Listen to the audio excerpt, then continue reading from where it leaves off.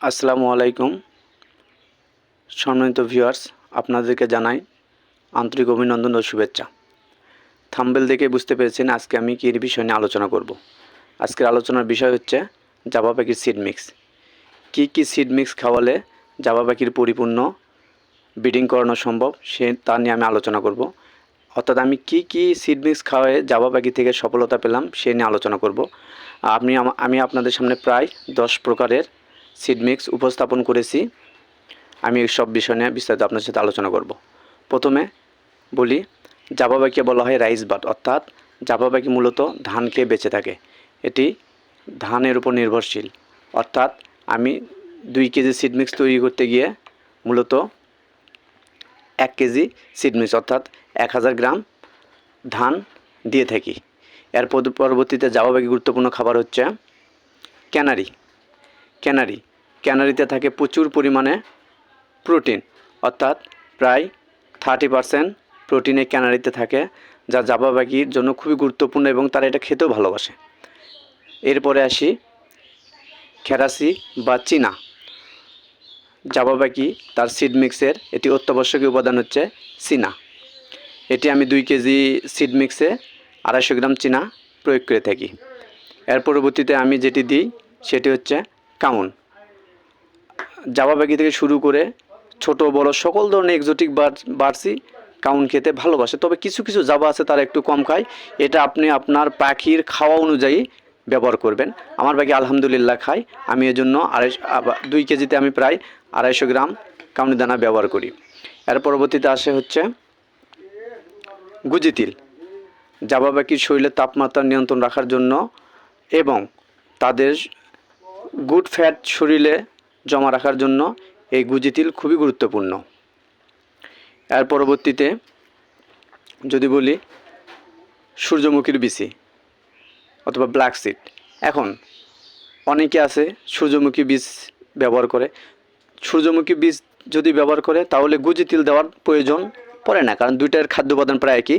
আবার কেউ গুজি তিল ব্যবহার করলে সূর্যমুখী তিল ব্যবহার করে না।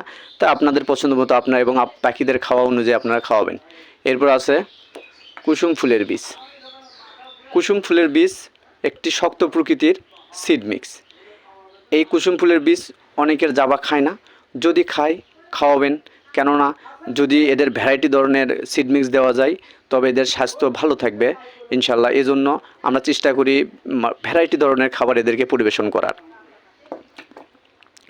এবার যে গুরুত্বপূর্ণ বিষয় নিয়ে আলোচনা করব তা হচ্ছে সাদা তিল। তিল হচ্ছে পরিপূর্ণ ক্যালসিয়ামে ভরপুর।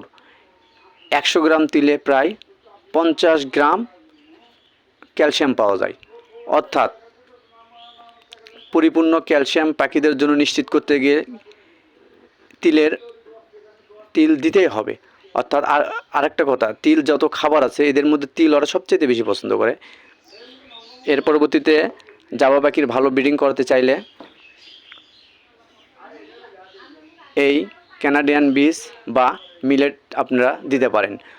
2 কেজি খাবারে 250 গ্রাম মিলেট আমি ব্যবহার করি। আপনারা আপনাদের প্রয়োজনীয় খাবার অনুযায়ী অনুপাতটা ঠিক রাখবেন। মিলেটের পরে যে জিনিসটা আমি দেওয়ার চেষ্টা করি তা হচ্ছে তিসি দানা। তিসিতে থাকে অত্যন্ত প্রয়োজনীয় ফাইবার এবং অ্যান্টিঅক্সিডেন্ট। তিসি খাওয়ার মাধ্যমে তিসি বীজ আমি দিই, এতে করে পাখি এবং পাখির বাচ্চাগুলোর ডাইজেস্ট সিস্টেম ভালো থাকে, অর্থাৎ কোষ্ঠকাঠিন্য থেকে শুরু করে তাদের পেটের হজম প্রক্রিয়াটা ভালো হয়। এর জন্য তিসি খুবই গুরুত্বপূর্ণ। আমি প্রায় মোটামুটি এই 10 প্রকারের সিড মিক্সই জাভা পাখিকে সরবরাহ করে থাকি। আপনারা চাইলে আরও কিছু সিড মিক্স অ্যাড করতে পারবেন। আর যদি এগুলো আপনার সংগ্রহ করতে একটু সমস্যা হয় তাহলে আপনারা 2-1টা খাবারের মান দেখে 2-1টা সিড মিক্স আপনারা পরিবর্তন করতে পারেন। যেমন ক্যানারির জায়গাত খেরাসি দেওয়া যেতে পারে, খেরাসির জায়গাত ক্যানারিজ দেওয়া যেতে পারে। এই জিনিসগুলো আপনারা একটু যে পুষ্টিমান বিবেচনা করে নিজের খাদ্য তালিকায় রাখবেন। আর পরিশেষে যে কথাটা বলি, সিড মিক্স খেলে ওদের এই পরিপূর্ণ সিড মিক্স দেওয়া গেলে ওদের আসলে খাদ্যের যে সুষম সিড মিক্সের মানটা বজায় থাকে। তবে শুধু সিড মিক্স দিলে যে পরিপূর্ণ বাচ্চা পাওয়া যায় এমন না। বাচ্চার সাথে এর সাথে কিছু বিশেষ করে সফট ফুডটা আপনাদের নিয়মিত দিতে হবে, তাহলেই জাভা বাগি থেকে বাচ্চা পাওয়া সম্ভব।